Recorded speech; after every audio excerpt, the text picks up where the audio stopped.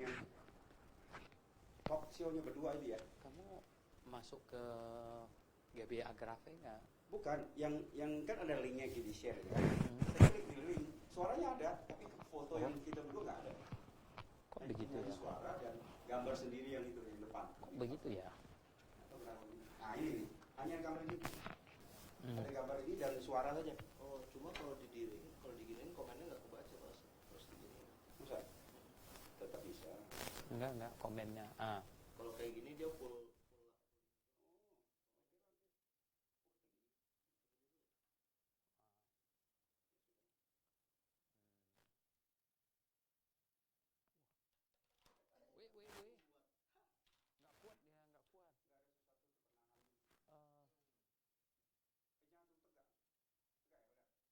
Dia akan roboh nak.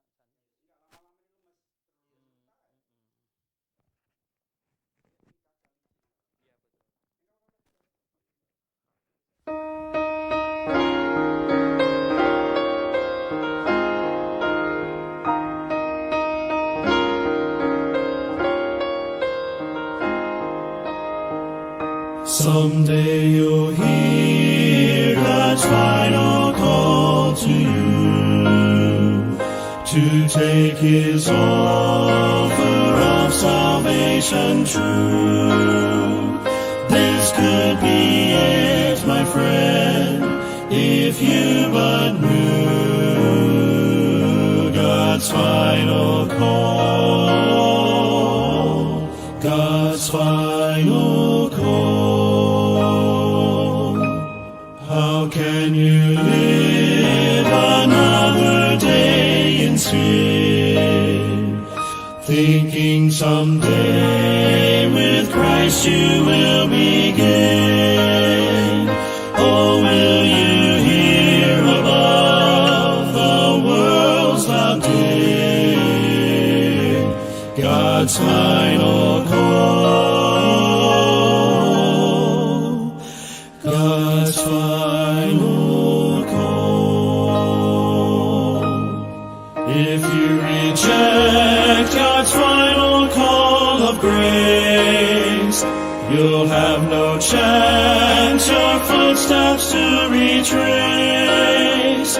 All hope will then be gone, and doom you'll face. Oh, hear His call, God's final call.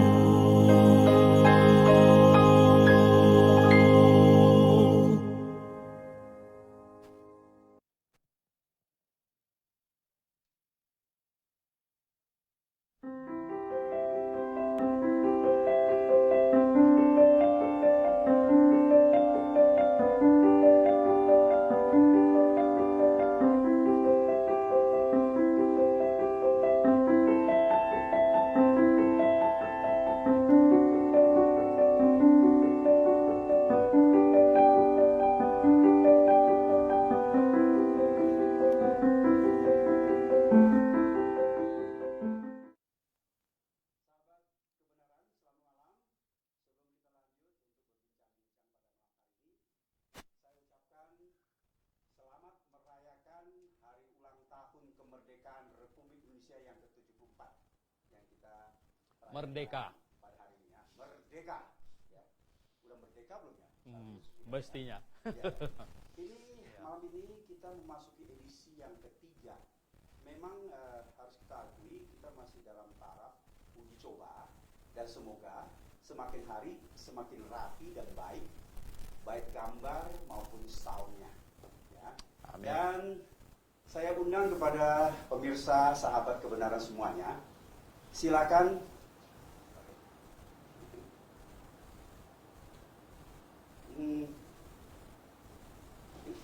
Agak lama dikit. Ya, oke. mohon maaf rupanya salah teknis. Mic kita belum on ya. Saya ulangi. Selamat malam sahabat kebenaran. Malam ini kita jumpa lagi dalam edisi ketiga dari Sahabat Kebenaran. Mudah-mudahan semua pemirsa Sahabat Kebenaran senang dengan tayangan kami. Dan sebelum kita lanjut, kami ingin ucapkan selamat merayakan hari ulang tahun kemerdekaan Republik Indonesia yang ke-74 yang kita rayakan pada hari ini. Ya. Baik, sahabat, bagi Anda yang sedang tune in dan menonton siaran ini, silakan ya, Anda boleh berkomentar, boleh bertanya, dan silakan share. Ya, bagikan kepada semua sahabat kita yang Anda ingin mereka mendengarkan dan menyimak kebenaran ini. Baik, selamat malam Pak Dr. Suento Liau. Selamat malam Pak Hasan. Ya. Hari ini kita memasuki edisi yang ketiga ya. Baik. Dan saya kira kita angkat satu topik yang akhir-akhir ini muncul. Sebenarnya sih bukan sesuatu yang baru, Ya. tapi selalu saja ini menjadi tanda tanya bagi banyak orang dan mereka tidak mendapat jawabannya. Iya. Dan saya kira Anda, Dr. Liau, adalah pakar yang bisa menjelaskan secara benar dan baik sesuai Alkitab ya. Sahabat kebenaran, topik yang akan kita angkat ini adalah, haruskah seseorang sempurna untuk masuk surga? Haruskah seseorang sempurna baru dia bisa masuk surga? Baik, sebelum saya nanti memberikan kepada semua pemirsa untuk berkomentar dan bertanya, saya serahkan kepada Dr. Liau untuk memaparkan, haruskah seseorang sempurna untuk masuk surga? Iya. Oke, selamat malam para sahabat kebenaran. Sekali lagi, ini 17 Agustus, ulang tahun Republik Indonesia yang ke-74, merdeka. Merdeka.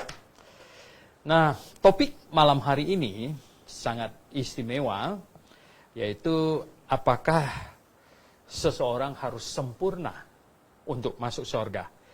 Nah, seringkali ayat ini yang dikutip. Coba kita baca di Injil Matius pasal yang ke-5 ayat yang ke-48. Injil Matius pasal 5 ayat yang ke-48 yang bunyinya demikian. Karena itu, haruslah kamu sempurna sama seperti Bapamu yang di sorga adalah sempurna. Nah, sahabat sekalian, nomor satu yang perlu difahami amat sangat itu adalah bahwa Injil Matius pasal 5 sampai pasal 7 akhir, ini judulnya adalah khotbah di bukit. Jadi pada waktu itu Tuhan Yesus, katanya ketika Yesus melihat orang banyak itu, naiklah ia ke atas bukit, dan setelah ia duduk, kemudian dia mulai berbicara. Jadi ini adalah rangkaian khotbah di bukit. Dan Injil Matius punya kekhasan.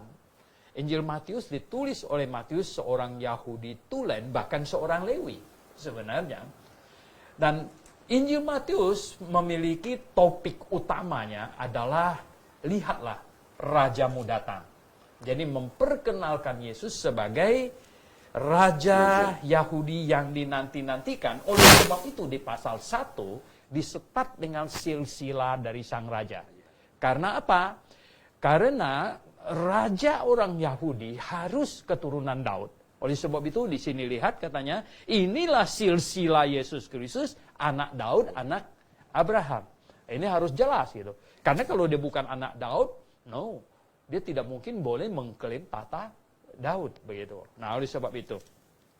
Kemudian seterusnya kita persingkat sampai di Injil Matius pasal 5, sebenarnya inti dari Injil Matius pasal 5 sampai pasal 7 ini adalah khotbah di bukit, di mana sang raja setelah melalui pengujian segala macam di pasal 4, di mana Tuhan Yesus dicobai, pada pasal yang kelima ini adalah sang raja memperkenalkan undang-undangnya. Sang raja memperkenalkan tuntutan kerajaannya. Nah, kerajaannya adalah kerajaan yang bersifat rohani. Kerajaan Allah yang bersifat rohani. Nah, oleh sebab itulah, maka tuntutannya juga bersifat rohani. Nah, di sini ya sang raja memaparkan betapa sebenarnya dia mau sekarang ini segala bentuk ketaatan bukan secara aspek luar, tetapi secara rohani dan dengan hati. Sebagai contoh misalnya, kalau di perjanjian lama ada hukum mengatur berzina. Berzina itu adalah hubungan badan antara laki dengan perempuan. Tetapi di sini sang raja menekankan sekarang ini masalah rohani. Oleh sebab itulah maka perzinahannya dilihat sebagai rohani. Oleh sebab itu dibilang kalau kamu memandang perempuan dan menginginkannya itu sudah berzina. Jadi ini sekarang bukan masalah badan lagi ini. Ini sudah masalah hati, gitu ya, masalah hati. Nah, Tuhan Yesus memaparkan semua ini ya. Sampai berdoanya segala macam itu bukan lagi sesuatu yang bersifat ritualitas dan jasmania. Sebenarnya berdoa yang Tuhan mau itu adalah berdoa yang dengan hati. Sebenarnya ini semuanya. Kemudian di pasal 5 ayat terakhir yang tadi kita baca itu katanya, karena itu haruslah kamu sempurna sama seperti Bapamu yang di sorga adalah sempurna. Wow. Ya. Sahabat sekalian, Bapa di sorga itu sempurna. Tahu nggak seberapa sempurna Bapa di sorga? Dia maha kudus. Bukan cuma agak kudus loh. Maha kudus. Ya. Paling tinggi. Dan dia sempurna, maha adil. Maha kasih. Ya. Wow, karakter yang maha. Nah, karena Bapa di surga itu maha kudus, maha adil, maha kasih. Orang yang masuk surga tuntutannya adalah seperti itu. Seperti itu. Wow. Bisakah manusia masuk surga? Bisakah manusia maha kudus? Seperti Bapa loh. Lihat, bukan agak kudus, tapi maha kudus. Bapa di surga kan maha kudus. Maha adil. Apakah kita bisa adil? Jangan jauh-jauh. Punya anak beberapa, bagaimana kita bisa bikin adil? Gitu. Nggak bisa. Nah, sahabat yang saya kasih dalam Tuhan Yesus, memang betul. Sebenarnya memang betul begini. Masuk surga, tidak bisa ada dosa sekecil apapun masuk surga. Tidak bisa. Masuk surga harus maha kudus. Allah adalah pribadi yang maha kudus.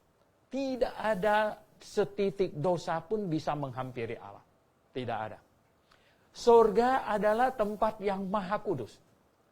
Tidak ada setitik dosa pun bisa masuk surga. Jadi untuk masuk surga, betul-betul harus kudus total. Ya. Untuk menghampiri Allah yang maha kudus, seseorang memang harus kudus total. Nah, sebenarnya adakah manusia bisa masuk di sana? Nah, ini dia. Ini adalah standar yang Tuhan taruh. Memang, betul. Saya katakan bahwa masuk surga harus maha kudus. Menghampiri Allah yang maha kudus memang harus maha kudus. Tidak ada orang berdosa boleh menghampiri Allah yang maha kudus. Tidak ada yang macam begitu. Lalu adakah manusia bisa masuk? Wah, kalau kita baca di Roma pasal 3, Roma pasal 3 ayat yang ke-10 berbunyi demikian. Seperti ada tertulis katanya, tidak ada yang benar, seorang pun tidak. Aduh, tidak ada orang benar. Sangat kontra. Satu orang pun tidak ada yang benar. Lah, di ayat yang ke-23, Paulus ulangi lagi, karena semua orang telah berbuat dosa dan telah kehilangan kemuliaan Allah. Lah, tidak ada, semua. Semua orang sudah berbuat dosa. Jadi tidak ada orang yang sempurna. Jadi tidak ada orang yang bisa masuk surga. Sebenarnya tidak ada. Nah, itulah sebabnya tidak ada mungkin satu manusia pun bisa masuk surga sebenarnya. Dan Allah tahu akan itu. Dan itulah sebabnya Allah mengenakan tubuh manusia. Ya, jadi Yesus Kristus di dalam Filipi pasal 2 kenosis bahasa Yunaninya, itu artinya menghampakan diri. Menghampakan diri menjadi manusia, mengenakan daging. Dan mengenakan daging, dialah pribadi yang sempurna. Tipu tidak ada dalam mulutnya. Dia adalah pribadi yang sempurna. Dan barang siapa di muka bumi ini yang sadar seperti yang dikatakan di dalam Roma pasal 3 ayat 10, tidak ada orang benar, ayat 23 dikatakan semua orang sudah berdosa, sadar akan hal ini dan rela mengaku, betul Tuhan, saya orang berdosa, saya tidak mungkin bisa sempurna, saya orang berdosa dan saya mengaku salah dan saya menyesal atas semua kesalahan saya. Dan saya sekarang mau mengaminkan apa? Mengaminkan bahwa Yesus Kristus menggantikan saya dihukumkan. Yesus Kristus menggantikan saya dihukumkan atas semua dosa saya. Dan dia memberikan kepada saya posisinya yang kudus. Nah, sebenarnya ini terjadi pertukaran. Inilah yang disebut penebusan. Nah, inilah sebenarnya yang Rasul Paulus omong di dalam Galatia pasal 3. Hidupku bukannya aku lagi, melainkan Kristus. Jadi telah terjadi satu pertukaran rohani. Yesus mengambil alih seluruh dosa saya, kemanusiaan saya, dan dia dihukumkan di atas kayu salib. Menerima penghukuman dan turun ke alam maut. Kemudian pada hari yang ketiga dia bangkit. Dan saya mengaminkan, dia memberikan kepada saya posisinya yang kudus. Nah, itulah posisi yang sempurna. Ya, jadi akhirnya posisinya yang sempurna itu dia berikan kepada saya. Jadi saya bisa menghampiri Allah karena kesempurnaan Yesus Kristus yang dia berikan kepada saya. Saya sendiri dengan usaha saya, tidak mungkin saya bisa sempurna. Impossible bisa sempurna. Jadi Yesus yang sempurna itulah yang dia berikan kepada saya.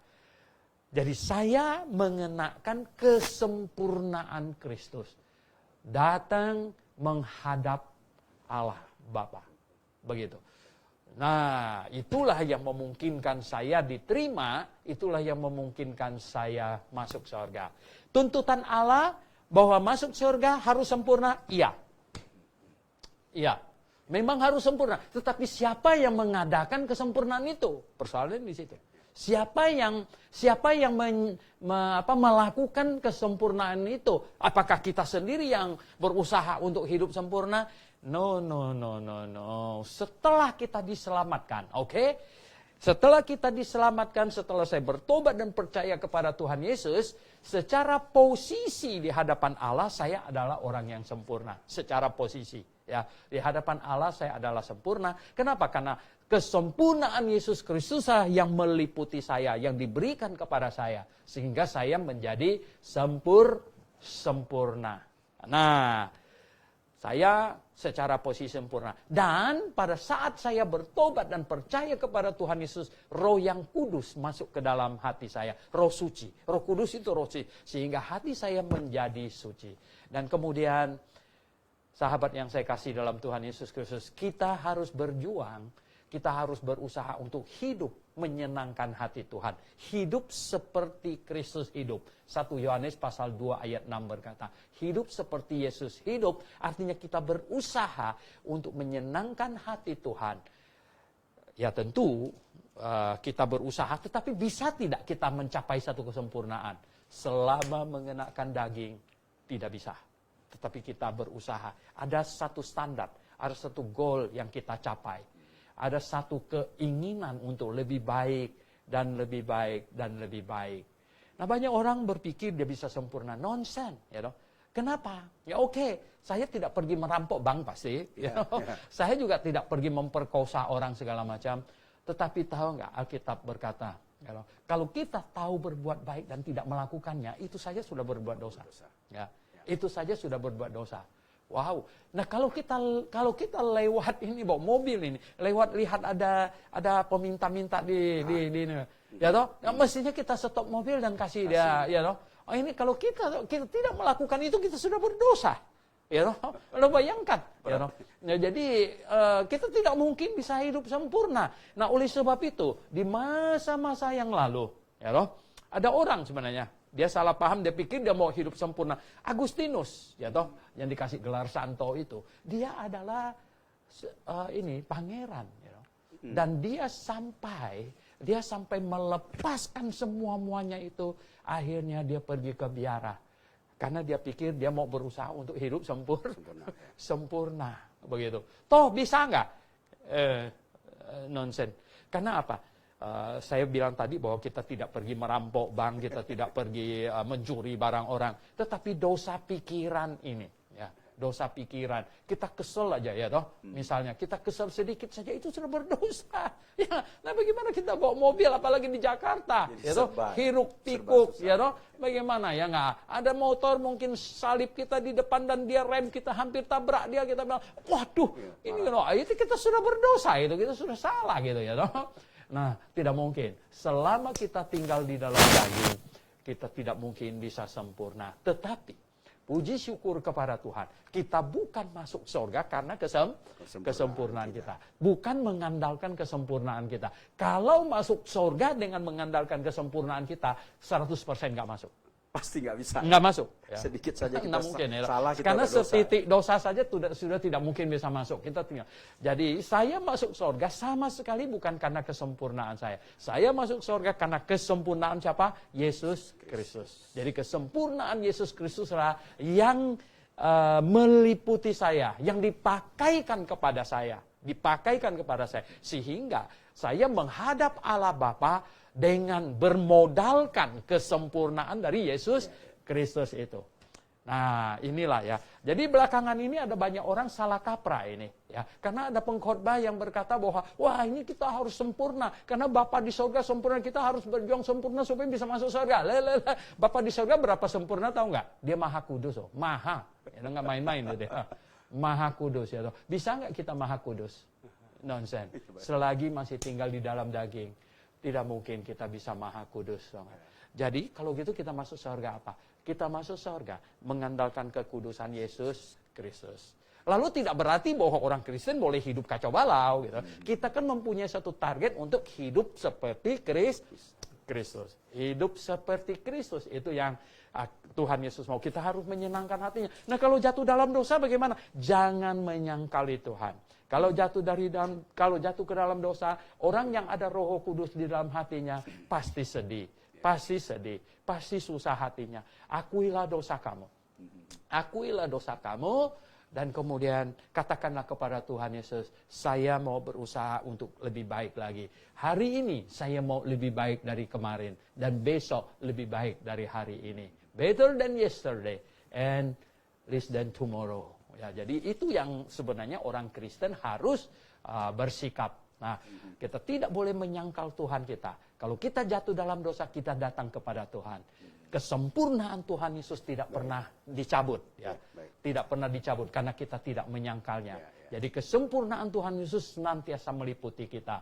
Mengenai kesalahan-kesalahan kita, dosa-dosa kita yang kita lakukan itu, nanti di hadapan Tuhan Yesus. Kita akan disidang di Bema Kristus. Kita akan disidang. Apakah sidang di Bema Kristus akan membuat kita masuk neraka lagi? No.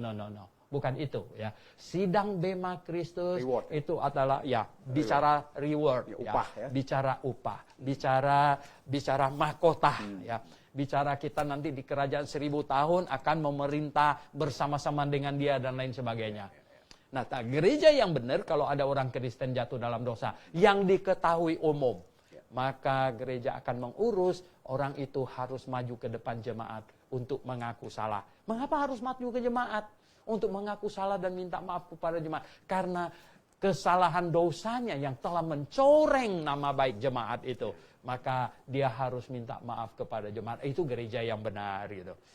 Nah, sahabat yang kami kasih dalam Tuhan Yesus, Ya. Saya pikir Anda sudah kira-kira sudah menangkap ya ini inti masalahnya. Oke, silakan Pak Hasan, mungkin sudah ada banyak pertanyaan yang Terima masuk. kasih Dr. Leo yang sudah menghabiskan kurang lebih 20 menit ya. Kita masih ada 40 menit lagi sampai nanti pukul 8 malam ya. Iya.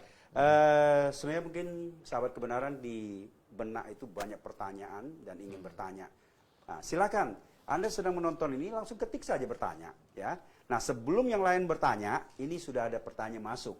Ada 3 ini, Dr. Leo. Ya. Ini dari Pak John Sapalo. Dia kirim pertanyaan melalui WA ya. Oke, Yang baik. pertama, Ini teman ini Ya. dari Malaysia nah. Malaysia ya. Oh ya, ya. Beliau bertanya nih yang pertama, apakah menurut kamus Anda definisi hidup sempurna itu? Definisi hidup sempurna itu apa? Ya, sebenarnya jangan definisi saya ya. Ini definisi Nanti kita pula yang menciptakan ya. Definisi yang di sini seperti Bapa. Hendaklah kamu karena itu haruslah kamu sempurna sama seperti Bapamu yang di sorga. Itu Bapa di sorga itu Allah Bapa ya. Allah Bapa di sorga sempurna. Seberapa sempurna Allah Bapa? Mahal. Oh ya maha kudus, maha adil, maha kasih. Wow, ya, maha benar. Jadi kan nggak mungkin kita bisa mencapai Oh, itu. nonsen, Oke. nonsen. Ya toh? Ya. Itu bisa capai maha kudus seperti Allah Bapa? Oh no, ya. Ya, ya. Nggak ada orang bisa sampai itu gitu. Jadi Ya. Pak John Sapalo, Mhm. yang Anda tanya ini dijelaskan di ayat Matius 5 Ayat pasal 48. 5 ayat 48. Ya. Iya. Jadi Dr. Leo tidak mungkin boleh menciptakan suatu definisi Ya.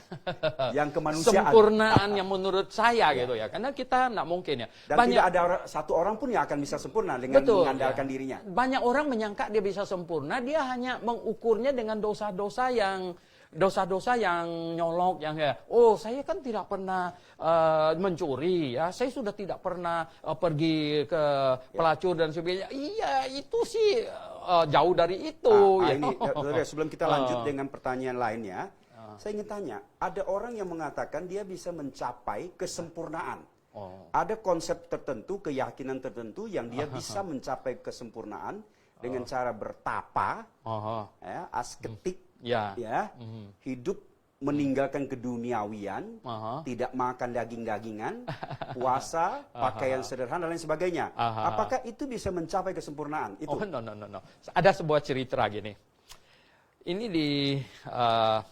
ada sekumpulan kelompok orang ya, sebenarnya kelompok orang yang ini ya. Mereka di kelompok yang agama itu gitu ya. Ya, Saya ya. tidak usah Keyakinan sebutkan itulah. ya keyakinan itu. Lalu mereka mulai berdebat gitu, diskusi berdebat. Sebenarnya apa yang menyebabkan orang bernafsu seperti laki-laki kok bisa nafsu sama perempuan? Kan mereka tidak boleh kawin, lalu nafsu ya. Akhirnya mereka berdebat-debat, akhirnya sampai kepada apa tahu nggak? Yang satu bilang itu karena lingkungan, yang satu bilang enggak, memang dari dalam sudah ada itu. Akhirnya mereka ribut-ribut, akhirnya mereka apa? Oke, kalau gitu kita uji coba katanya. Satu anak laki-laki lahir, mereka minta dari ibunya, kemudian bawa ke dalam hutan. Nah, bawa ke dalam hutan, nggak pernah ketemu perempuan, nggak pernah ketemu perempuan ya. Lalu mereka ambil poster perempuan kasih dilihat. Nah, mereka bilang ini singa, jangan deket-deket ya. Ini singa ini. Wah, dia liatin poster-poster perempuan tuh, oh ini singa gitu. Wow, ini jangan, ini guru-gurunya bilang ini jangan dekat-dekat ini singa, ini sangat bahaya, tau nggak? Pada waktu dia umur 20-an, uji cobanya sekarang dibawa ke kota. Gitu. Ini gimana? Waktu sampai di kota, ketemu banyak perempuan gitu ya. Wah, bercengkerama, mereka perempuan cantik-cantik, senang sekali. Tahu nggak apa? Waktu mau dibawa, gurunya lihat, oh ini kacau ini. Wah, ini dia mulai dekat dengan perempuan, ini kacau ini, segala macamnya. Gurunya bilang apa? Ayo kita masuk lagi ke dalam hutan. Nggak mau, dia bilang. Kenapa nggak mau? Singanya baik-baik semuanya. Ternyata dari nature-nya, dari aslinya sudah begitu. Karena manusia yang jatuh dalam dosa. Jadi boleh katakan pertanyaan saya tadi itu adalah sesuatu yang bukan dalam konteks ini. Iya. Usaha manusia untuk melakukan ini itu nggak bisa mencapai kesempurnaan. Tidak mungkin. Kalau manusia bisa mencapai kesempurnaan, Tuhan Yesus tidak diperlukan lagi. Benar. Ya kan? Tuhan Yesus datang untuk mati di atas kayu salib menggantikan kita. Itu karena kita tidak sanggup. Gitu. Oke. Sudah ada yang bilang ini, nah kan Roh Kudus sudah masuk ke dalam hati, mestinya sanggup dong. Ya. Makanya Paulus berkata di dalam Roma pasal 7, orang lahir baru itu ada tarik-menarik di dalamnya. Karena keinginan Roh Kudus yang begitu besar untuk menariknya untuk melakukan hal yang positif segala macam. Tetapi karena masih tinggal di dalam daging, kita ditarik untuk ikut keinginan daging. Nah, itu terjadi tarik menarik. Oleh sebab itulah Rasul Paulus menasihatkan di banyak suratnya, hendaklah engkau hidup menurut roh, jangan hidup menurut daging gitu. Karena tarik menarik itu. Sudah ada jawabannya itu menjelaskan dan menegur kita. Betul. Ya. Baik, pertanyaan kedua dari Pak John Sapalo lagi, ini kayaknya mau borong habis ya. Oke. Apakah surga itu hanya untuk orang sempurna? Apakah surga itu hanya untuk orang sempurna? Kan ada orang nggak sempurna. Oh, justru surga itu, yang masuk surga itu harus sempurna sekali. Sempurna, tidak boleh ada setitik dosa. Dan kita tidak mungkin untuk mengadakan itu. Jadi, maka itulah jalan satu-satunya ke surga adalah datang kepada Tuhan Yesus. Dialah yang sempurna. Jadi harus mengenakan kesempurnaan Yesus, barulah orang bisa masuk surga. Dia jalan satu-satunya gitu. Jadi sudah jelas jawabannya ya. Betul. Dan yang terakhir, ini yang agak berat nih, tapi sebenarnya nggak berat. Pengalaman beliau nih. Minggu lalu sempat menginjil orang sakit dan dia terima Yesus. Oke. Besoknya langsung meninggal. Kanker tahap stadium 4. Oke. Hidup Bapak ini sebelumnya parah katanya. Ya. Sebelum mati itu sangat parah duniawi. Jadi apakah rohnya masuk kemana? Surga atau titik-titik tanda tanya? Kalau dia sungguh-sungguh bertobat dan percaya kepada Tuhan Yesus, jelas masuk surga. Saya tidak tahu Bapak ini dosanya lebih parah dari penjahat yang di sebelah Tuhan Yesus. Disalibkan ya? Betul. Itu kan penjahat besar sampai disalibkan loh. Kalau disalibkan pada zaman Roma itu bukan penjahat nyolong ayam loh.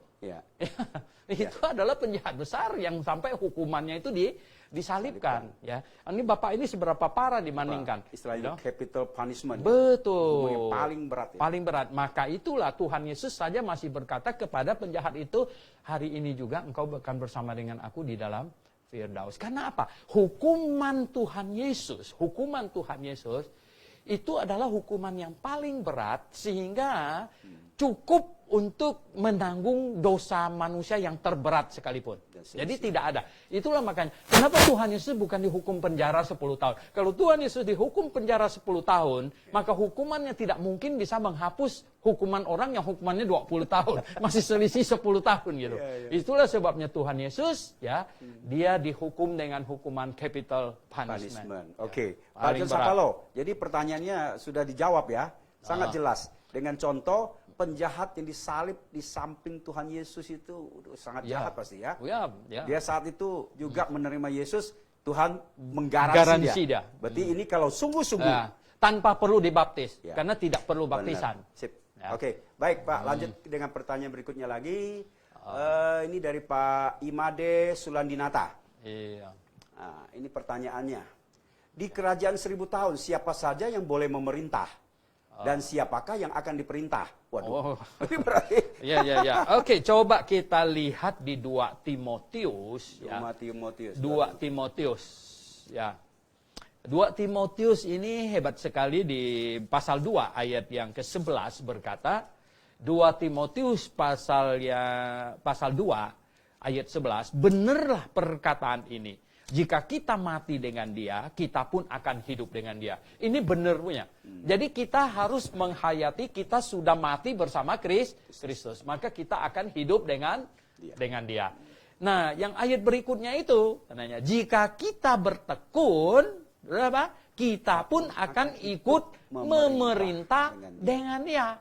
Jadi kita akan ikut memerintah dengan Tuhan jikalau kita bertekun. Bertekun ini artinya apa? Bertekun itu artinya menahan sesuatu terus menerus. Ya, pertekunan tiap-tiap orang itu berbeda. pencobaan dan kesulitan yang dihadapin oleh tiap-tiap orang juga berbeda. Oh, kalau saya baca riwayat hidup para Anabaptis yang disalibkan, yang demi Tuhan, mereka telah menanggung, mereka telah bertekun di dalam segala penderitaannya demi nama Tuhan. Orang demikian katanya apa? Ikut memerintah dengan dia. Ikut memerintah dengan dia. Yang mau datang ke gereja cuman happy-happy aja gitu. Hanya mau dapat berkat, no, yang macam begitu ya toh. Ya enggak? Ya itu. Pak Made Selandinata ini juga penasaran siapa yang diperintah gitu. Oh, yang diperintahkan begini. Nah, coba ya.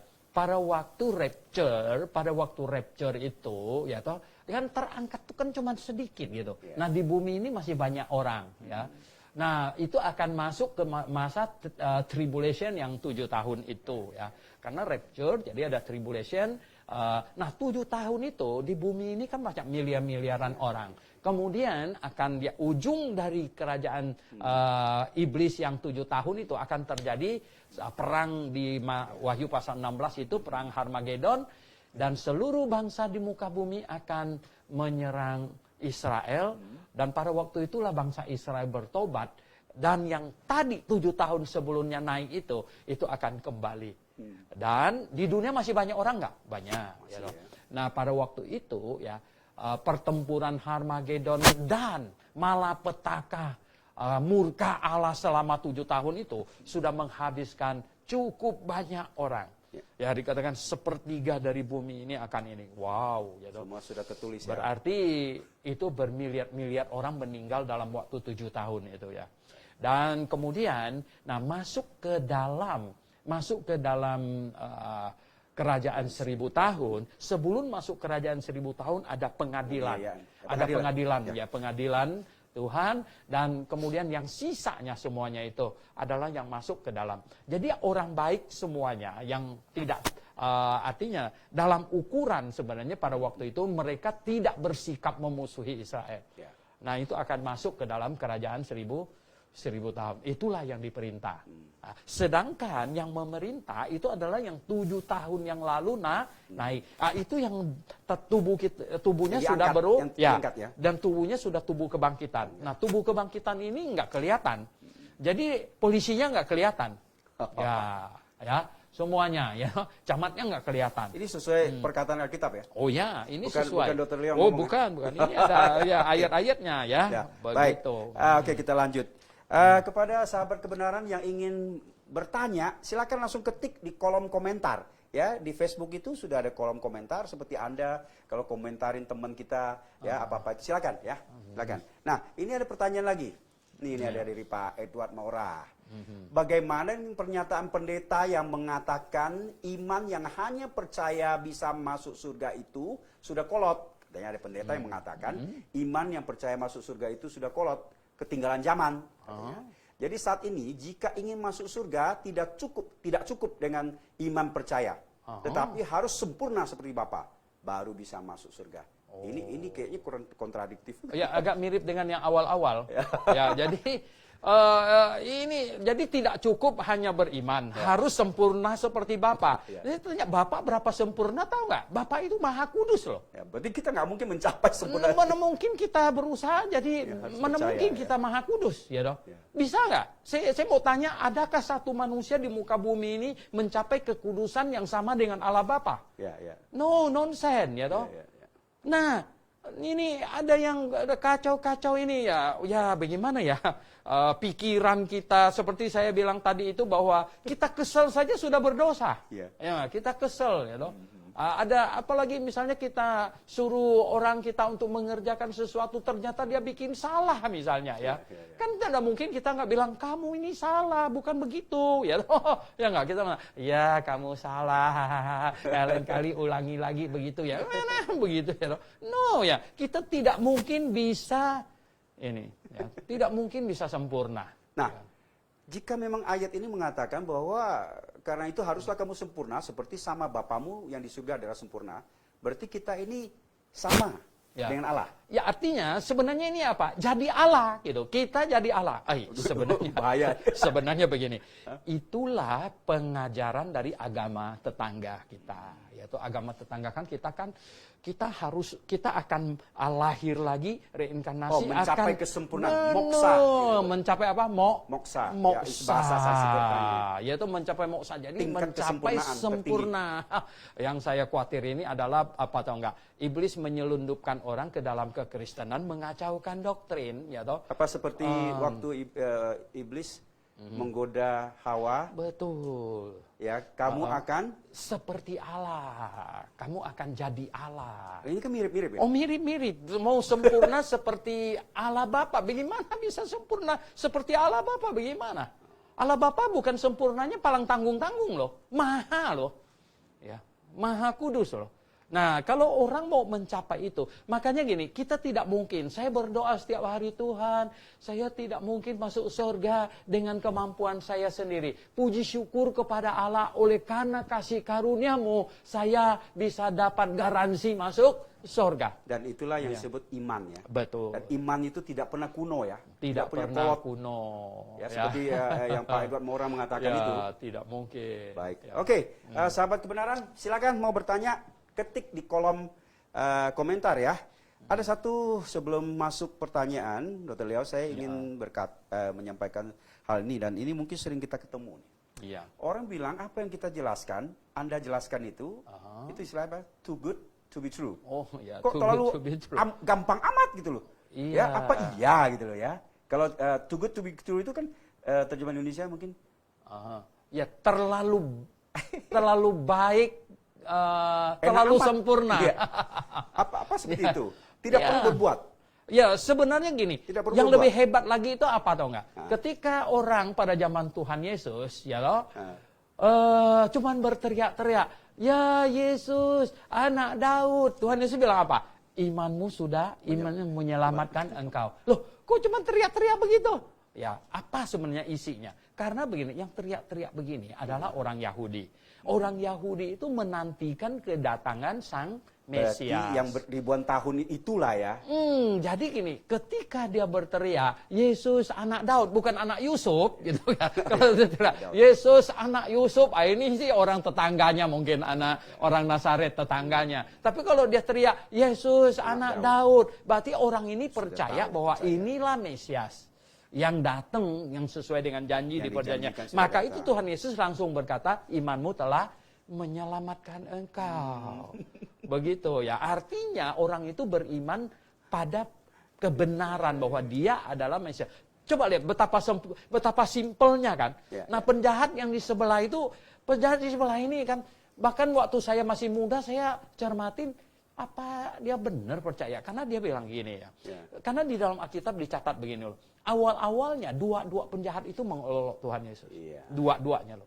Melecehkan lah. Karena ini mereka disalib itu cukup lama di situ ya. Kira-kira jam 9 kan dia disalib gitu ya. Kira-kira jam 9. Jadi sudah berjam-jam gini ya. Tadinya lihat olok-olok dan melihat tindakan Yesus itu semuanya, perkataannya dan lain sebagainya. Bayangkan coba ya. Ini saya dipaku, Yesus dipaku gitu. Sama dong. Kita teriak-teriak gitu ya. Tetapi orang ini omongnya apa? Dia bilang apa? Bapak ampunilah mereka karena mereka tidak tahu apa yang mereka perbuat. Kita terheran-heran kan. Ya, kenapa ini? Dan setelah berjam-jam akhirnya yang satunya kan bertobat. Nah, omongan dia itu kalau cermatin dia bilang apa? Ini orang benar Yesus, ya. Jikalau engkau datang katanya dalam kerajaanmu, janganlah lupakan aku.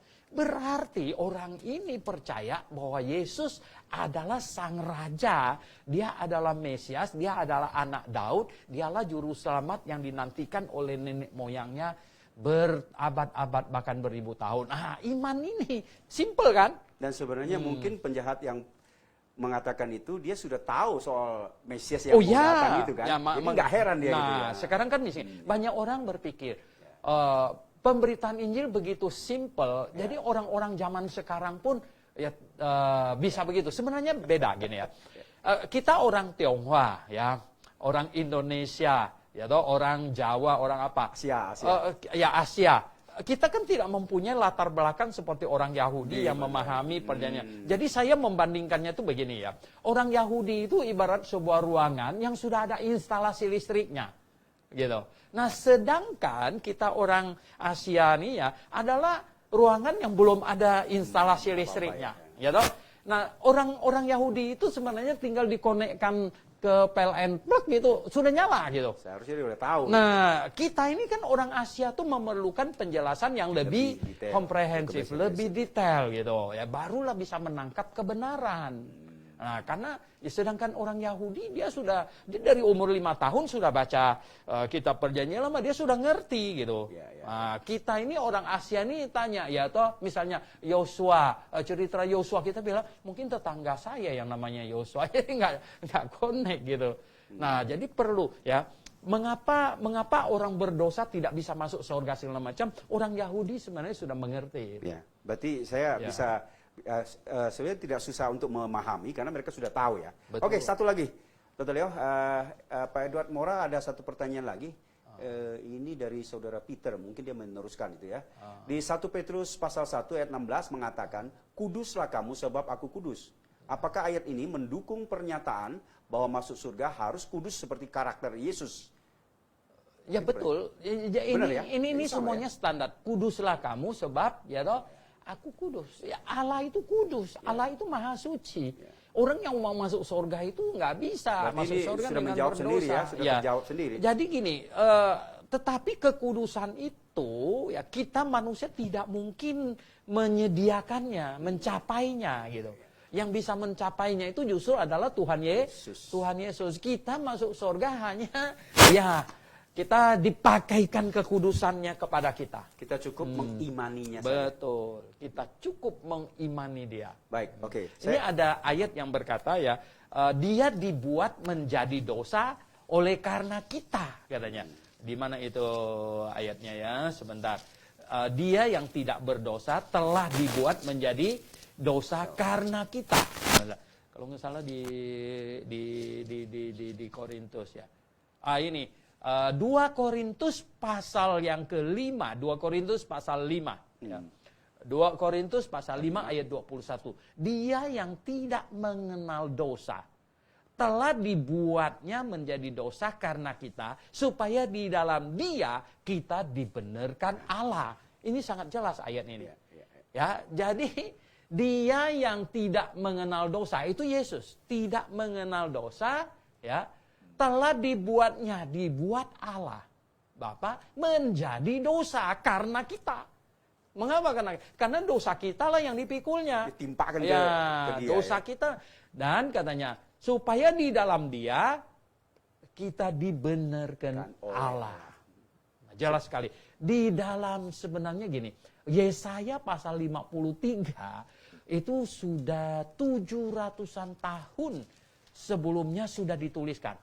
700 tahun sebelum Tuhan Yesus sudah dituliskan ya di ayat 5-nya. Coba lihat Yesaya 53 ayat 5. Tetapi katanya dari ayat 4 mungkin lebih baik. Tetapi sesungguhnya penyakit kita lah yang ditanggungnya dan kesengsaraan kita yang dipikulnya. Padahal kita mengira dia kena tulah, dipukul dan ditindas Allah. Tetapi dia tertikam oleh karena apa? Pemberontakan kita. Dan dia diremukkan oleh karena kejahatan kita. Ganjaran yang mendatangkan keselamatan bagi kita ditimpakan kepadanya. Dan oleh bilur-bilurnya kita menjadi sembuh. Ya. Jadi sudah jelas sekali ya bahwa dia tertikam oleh karena pemberontakan kita. Nah, jelas sekali ya. Udah, berarti saya dari ayat ini tambah ayat itu lagi di bonus ayat yang menguatkan ya. Iya. Oke, satu pertanyaan lagi, Dr. Leo. Ini dari Ferik Chow. Ya. Yesus waktu datang sebagai manusia berhasil hidup sempurna. Iya. Ya, tidak dosa ya.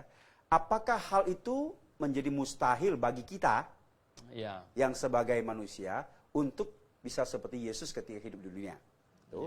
Terus Henok juga ini contohnya. Bukankah dia katanya juga tercatat sebagai salah satu manusia yang berhasil? Nah, komentar Anda? Ya, gini. setelah kejatuhan Adam dan Hawa, manusia sudah tidak mungkin bisa hidup sempurna. kehilangan kemuliaan seperti Allah. Allah. Manusia sudah kehilangan kemuliaan Allah. Kalau Henok, kita bisa lihat ya, Henok itu mendapat kasih karunia Allah. Ya. Henok itu Spesial bukan nih kasus betul Henok, ya, dok. Nah, Henok ya di sini dan katanya ya ini. Dan Henok hidup bergaul dengan Allah selama 300 tahun lagi. Ya, toh. Setelah ia memperanakkan Metusala dan ia memperanakkan anak-anak laki-laki dan perempuan. Jadi Henok mencapai umur 365 tahun. Dan Henok hidup bergaul dengan Allah, lalu ia tidak ada lagi sebab ia diangkat oleh Allah. Begini, tidak ada pernyataan bahwa Henok itu sempurna. Hanya ada pernyataan bahwa Henok itu hidup bergaul dengan Dekat ya dengan Allah. ya bergaul dengan Allah. Pernyataan tentang Nuh lebih lagi. Nuh ya. Nuh itu begini. Di Kejadian pasal 6 ya. Di Kejadian pasal 6 ada bilang, tetapi Kejadian pasal 6 ayat 8 bilang ini, tetapi Nuh mendapat kasih karunia di mata Tuhan. Jadi Nuh mendapat apa? Kasih karunia. Kasih karunia. Ya toh? Terus di ayat 9, inilah riwayat Nuh. Nuh adalah seorang yang benar dan tidak bercela di antara orang sejamannya. Dan Nuh itu hidup bergaul dengan Allah. Dia tidak bercela di hadapan orang sejamannya. Dia the best. Ya, the best Ya, di antara semua the manusia yang best. ada ya. Dan tidak yang sulit ditemukan karena Nuh nggak pernah curi. Ya, karena Nuh tidak pernah bunuh orang dan lain sebagainya. Dia baik. Tetapi tidak dikatakan bahwa dia sempurna. Yes. Ya. Henok juga Dia, tidak ada kata ya, dengan sempurna ya. dan dia malah mendapat kasih karunia di mata Tuhan. Jadi masih memerlukan apa? Kasih karunia. Tanpa kasih karunia tidak mungkin. Jadi udah jelas ya. Ya. Karena mungkin satu Ya. ayat, satu perikop dengan perikop yang lain nggak mungkin tabrakan. Oh ya, tidak Sinkron. mungkin. Ya. Ya. Kalau dikatakan tidak ada orang benar, lalu ada orang benar lagi. Iya. Gimana ya toh? Ya, ya. Nggak mungkin ya. Karena seperti begini ya. Abraham bapak orang beriman, ya toh? Siapa bilang Abraham orang iman? Iya, bapak orang beriman. Tapi 2 kali, 1 kali pergi ke Mesir, dia takut Sarah diambil istri Firaun oleh mau Firaun. Sarah, lalu dia Dibohong. dibunuh. Ya toh? Lalu dia bilang apa sama Sarah? Udah, lu jangan bilang kamu istri saya. Kamu bilang apa? Kamu adik saya. Ya toh? 1 kali. Kedua kali sama, kena Raja Abimelek, gitu ya. Akhirnya dia juga bilang begitu karena wow, ya toh. Nah, ini Sarah cantik sekali. Ternyata ya, kita lihat tidak ada orang bisa sempurna. Walaupun dia sangat ini, tapi tetap gak ada yang sempurna. Ya, makanya saya bilang ini, ada pengkhotbah yang mengajarkan kita masuk surga sempurna seperti Allah Bapa. Wah, itu mau capai moksa. Ya. Wah, bisa gawat itu. Berarti Ya. dia menekankan kita bisa berusaha seperti itu. Betul. Jadi bukan karena kesempurnaan Yesus kekudusan Yesus Kristus. Itu salah itu. Itu malah sangat sesat kalau saya bilang. Itu artinya apa? Menyangkali kasih karunia di dalam Yesus Kristus dan mau mengusahakan masuk surga dengan kemampuan diri sendiri. Kalau saya katakan itu seperti bisikan ular kepada Hawa itu sama nggak? Sama. Kamu jangan Betul. percaya gitu ya. Kamu makan buah itu kamu nggak mati. Ya, betul. Bahkan seperti itu ya. Betul, sangat bahaya sekali. Kelihatannya sepertinya oke-oke saja ya. Iya. Kelihatannya kan? Iya. Kelihatannya oke-oke saja. Wah, ini kita harus sempurna seperti Bapa di surga sempurna. Wah, pengajarannya. Memang ayatnya sih. Iya, memang ayatnya begitu, tetapi penjelasannya ini yang mengecoh banyak orang gitu ya. Ya. Memang tuntutannya kita masuk surga harus Ada harus penjelasan sempurna. di balik Ya. itu apa-apanya. Betul. Baik. Tetapi kesempurnaan siapa yang kita pakai untuk masuk surga. Gitu. Baik, Dr. Rial. Ini sebelum kita tutup dan sebelum ada pertanyaan kalau masih ada, ini kira-kira masih ada 10 menit lagi. Ada masuk juga nih. Coba ya. Baik, ya saya dahuluin yang ini deh. Karena saya juga ada pertanyaan. Ini dari Pak Marudut Tua Sienturi. Iya. Ya, Yesus perintahkan manusia agar sempurna seperti Dia. Matius tadi ya Matius 5 ayat 48 ya. Nah, apakah kalau kita sesekali jatuh dalam dosa masih bisa dikatakan sempurna? Ya, tidak mungkin ya. Satu kali jatuh dalam dosa saja sudah tidak mungkin Ya. sudah tidak sempurna. Oleh sebab itulah kita masuk surga bukan mengandalkan Kesempurnaan kita, kesempurnaan yang kita, hasil usaha kita hasil maksudnya. usaha kita. Ya kalau itu kita semua nggak bakalan masuk surga gitu. Ya. Ya kita masuk surga karena Yesus Kristus. Kesempurnaannya lah yang kita pakai. Di dalam Ibrani Rasul Paulus di situ menulis katanya, kita memakaikan Yesus Kristus, kesempurnaan Kristus, kita menghampiri Allah, ya. Menghampiri Allah dengan ini ya. Jadi yang Paulus penulis Ibrani menuliskan tentang imam besar. Ya. Jadi Yesus Kristus adalah imam besar kita ya. Jadi Yesus Kristus yang menyelesaikan dosa kita. Dengan demikian kita dengan keberanian menghampiri tahta Allah. Bukan karena kita punya, tapi karena Yesus Kristus. Kita menghampiri tahta Allah. Baik. Oke, saya kira Dr. Liao dengan saya punya pengalaman yang kurang lebih dan pernah pasti mendengar berhadapan dengan orang-orang kita kenal ya. Katanya begini, apakah benar ada surga dan neraka? Ya toh? Nah, kalau misalnya ada seseorang yang seumur hidupnya tidak pernah berbuat jahat kepada orang lain. Dia hanya tidak percaya Yesus Kristus. Kemudian meninggal. Baik sekali. Apakah dia masuk neraka atau surga? Bagaimana ini menjelaskannya? Nah, yang tadi itu, yang mau masuk surga dengan kesempurnaan akan bingung. Ya. Tapi kita tidak bingung. Karena apa? Alkitab berkata sangat tegas bahwa tidak ada orang benar, satu orang pun. Ya toh? Ya udah, tetangga memang tidak tahu dia salah apa. Ya toh? Oh, iya, bahkan istrinya pun tidak tahu dia salah apa. Tetapi adakah manusia yang pikirannya tidak pernah satu kali pun berpikir sesuatu yang salah, yang jahat? Itu tidak ada yang macam begitu. Ya toh? Makanya kita berkata, sebenarnya tahu nggak? Ini Yesaya saja ya, nabi yang hebat sekali. Ketika dia bertemu dengan Allah, dia bilang, dia seperti kain kotor. Kain kotor. Ya. Banyak orang pikir mukanya sudah cakep, sudah bersih, karena dia tidak pernah menghampiri cermin yang luar biasa, beningnya. Ketika kita tampil di sebuah cermin yang bening, kita mulai mencek ternyata apa. Ya. Ada ini itu ya. Ya, ternyata akan terlihat jelas. Nah, itu dia ya. Yang saya sangat khawatir itu adalah apa? Ada pengajar yang salah, yang terinspirasi oleh agama tetangga dan lain sebagainya, ya toh. Nah, itu akhirnya menyebabkan banyak orang Kristen ya, imannya dikacaukan. Ya, imannya dikacaukan.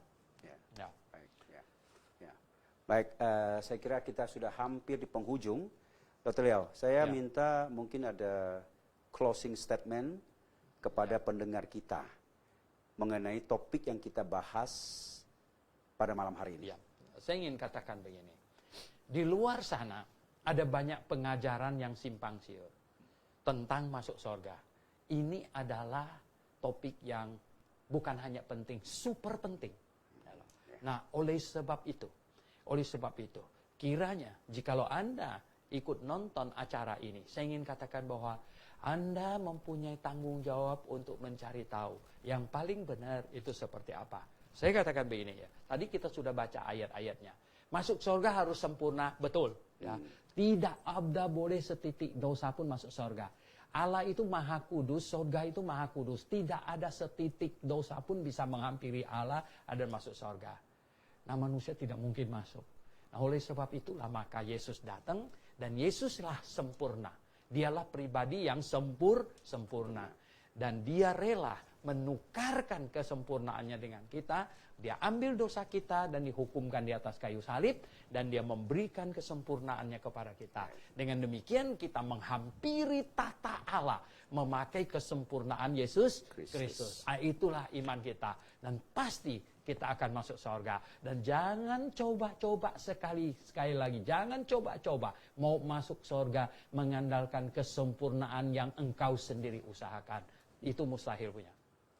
Bersyukur dan berterima kasihlah kepada Tuhan Yesus. Saya kira cukup ya. Baik, sahabat kebenaran, kita sudah di penghujung acara. Malam hari ini kita bincang-bincang soal haruskah seseorang itu sempurna untuk masuk surga. Dr. Leo sudah menjelaskan, kemudian banyak pertanyaan masuk yang sudah dijelaskan. Dan jika Anda haus akan kebenaran firman Tuhan, silakan menghubungi kami ya di akun yang ada di Facebook ini. Silakan bertanya di situ. Baik? Dan minggu depan, Sabtu, jam yang sama, jam 7 malam, silakan tune in, buka dan share kepada teman-teman Anda. Dr. Leo, mari kita ucapkan salam kepada pemirsa ya. Yap. Kita ucapkan selamat hari ulang tahun kemerdekaan Republik Indonesia yang ke-74. Merdeka! Maranatha! Amin.